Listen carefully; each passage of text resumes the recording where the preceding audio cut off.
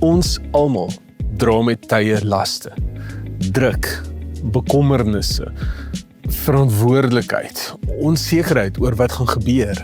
Die vraag is nie of jy bekommernisse het nie. Die vraag is, wat doen jy daarmee? Hoor wat sê die Bybel in 1 Petrus 5 vers 7. Werp al julle bekommernisse op hom, want hy sorg vir julle.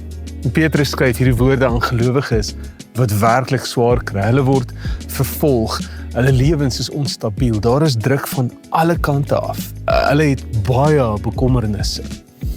En hy gee nie vir hulle 'n spesiale tegniek of 'n formule nie, hy gee vir hulle 'n teologie. Hy wys hulle na 'n persoon toe, na 'n hemelse Vader.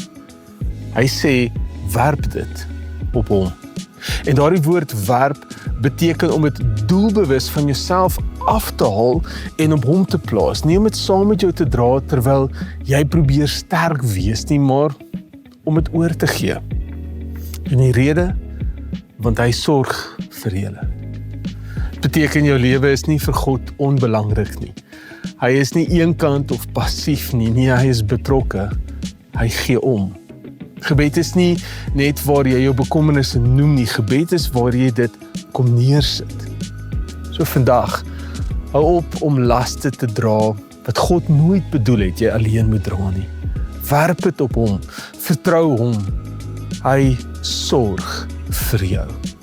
Die Here seën jou.